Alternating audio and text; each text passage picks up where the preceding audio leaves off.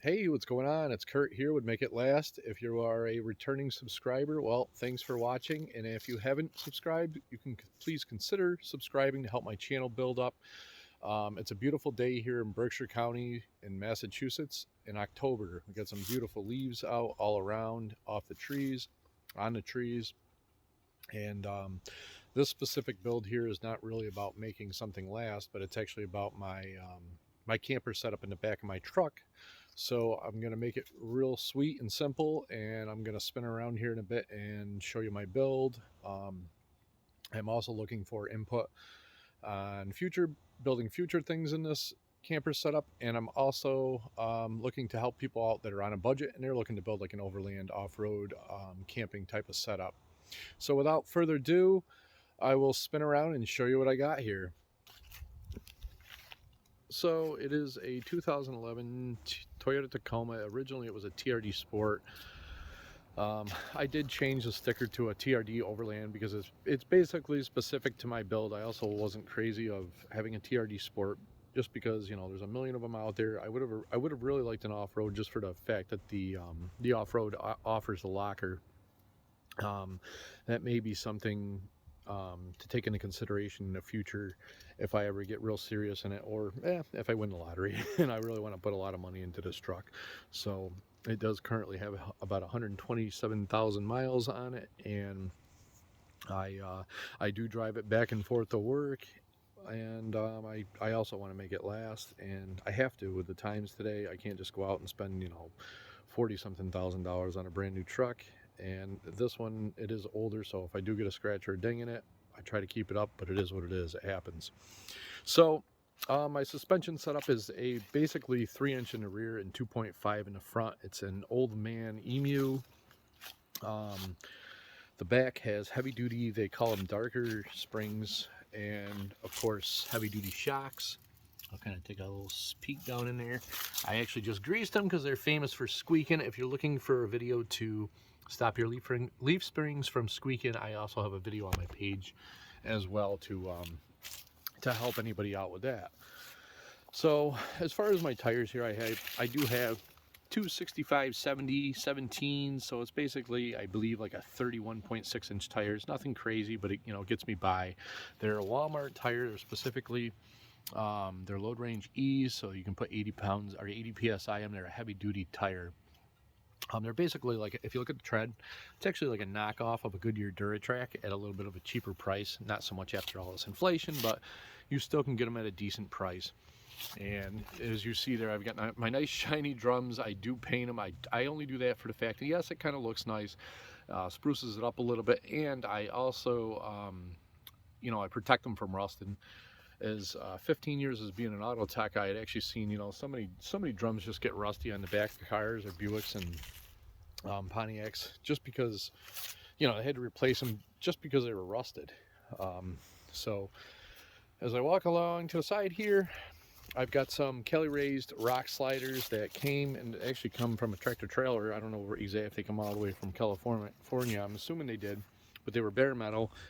I took and did self tappers and made my own top plates, and they were a lot cheaper. It was like a couple $100 cheaper to do it that way. I am a DIY, so I do a lot of stuff myself, so I did that.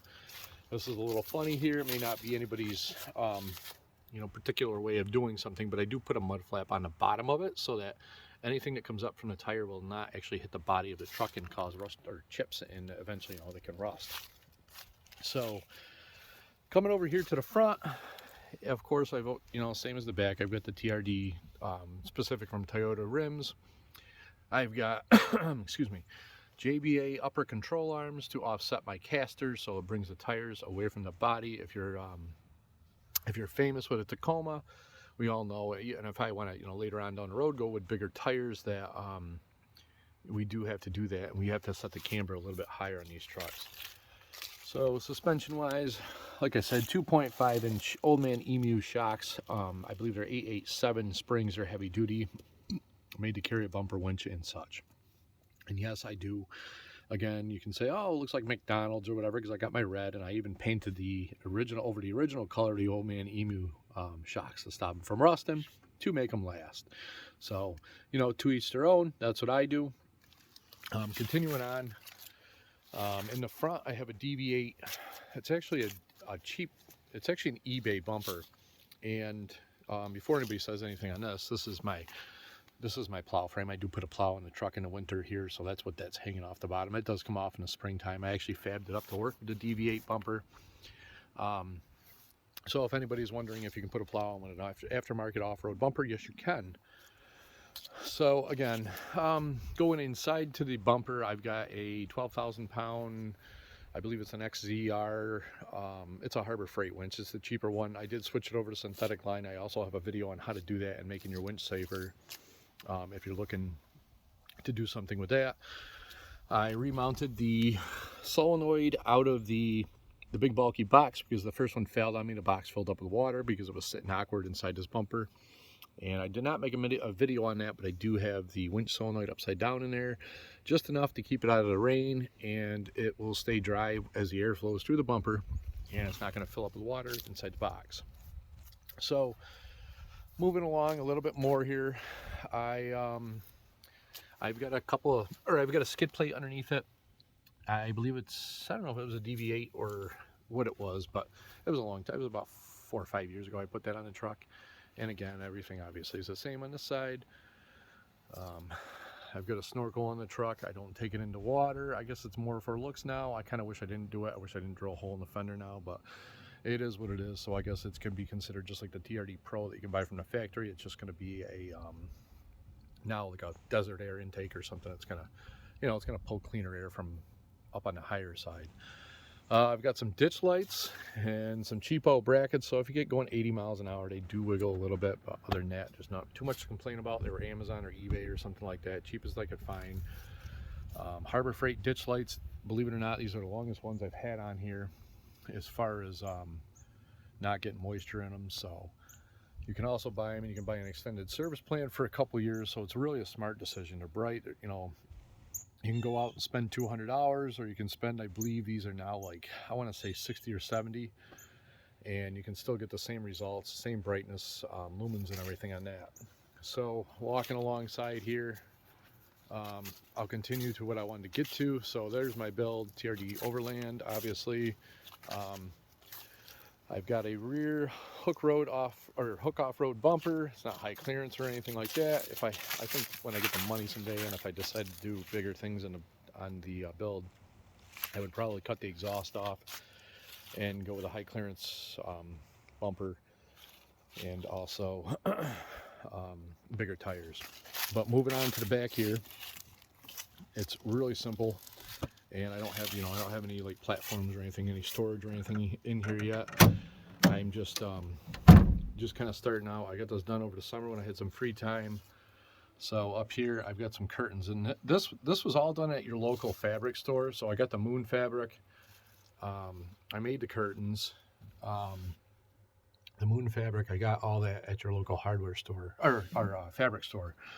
So at first I put it all on there with a spray adhesive. I think it was Gorilla Glue or one of them things, and you know, I come out here 120 degrees in the back of this truck on a nice summer day, and a lot of it was you know, hanging down. It kind of pissed me off. I'm like, oh my god, all this work. So I moved on, and I think I just used some kind of other Gorilla Glue besides the spray-on adhesive, and then I come out there and there was other parts of it sagging. So finally I went to Harbor Freight. I got a nice, it's actually a Bayer battery powered. I got other Harbor Freight tools, so I bought it because I got the batteries for it, but it's got a Bayer battery in it, or yeah, it's a Bayer tool, and it's a hot glue gun. I got some heavy duty glue sticks, and I went at it with that, and I spent the day pulling it down and fixing all the pieces that were sagging. And of course it was like 80 degrees when I did it. It was a pain in the ass, but I finally got it. There is some seams. It's not perfect. Front curtain there, I can roll it down. I've got everything with Velcro. And moving on to the back here, there's also a curtain for the back window. I've slept in here a couple times over the summer at a place called Somerset, Vermont. And it's free camping up there. There's a nice lake, and there's tons of places to just get out and, you know, be out by yourself, away from people, and just relax and be with nature.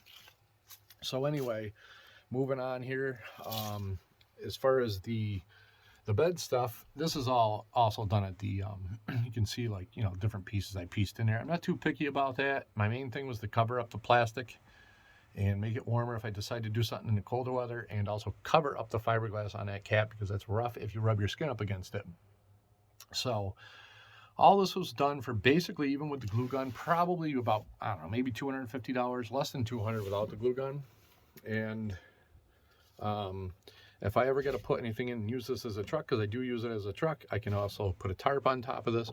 I did make this mat removable.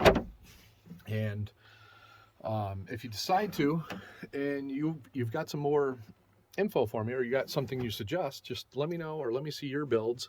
I may make like some kind of a bed platform. I may make some storage drawers. I don't know. I'll see. I don't want to add a lot of weight to the truck. So right now I do have just a memory foam twin mattress I throw back there. I've got a 3-door organizer I can throw inside the cab, and, you know, put all my pots, pans, dishwashing, things like that, and anything I need to bring with me. If I hop inside here, I'll just kind of show you real quick. So I've got a power outlet. It's just a 12-volt, nothing fancy. I did wire that in, and in case I got to charge any cell phones or anything like that. And I do have a plug-in voltage monitor. If the battery starts to go low, depending on what I put in there, truck is equipped with a remote start that I had put in it years ago. I can also just sit back here and remote start the truck.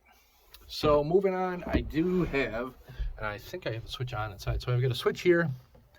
Yeah, I do have them on. So, and I have a switch here. So if you're inside it, you can control them inside the cabin. You can also control them inside the bed.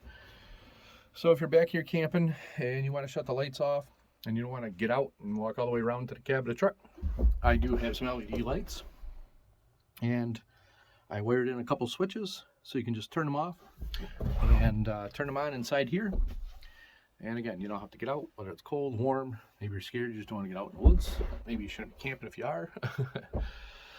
So moving on, I've got the fire extinguisher just in case emergency situation. Hopefully it'll never come to that. Before the setup, I have bed stiffeners in there because, you know, when you're off-road and you're flexing and things like that, they say that, you know, Tacoma being a composite bed can be weak, so I do have the bed stiffeners there. Yeah, so that is my build, and let me know what you have. Let me know what you think I should do. Just let me know in the comments. And again, I thank you for watching it, especially if you watched it this long. And if you consider giving it a like, thumbs up, ring the bell if you want to hear more videos. I'm hoping to get some better content out there. It's not going to be no whistle and diesel content or anything like that. But again, thanks for watching it. Until next time.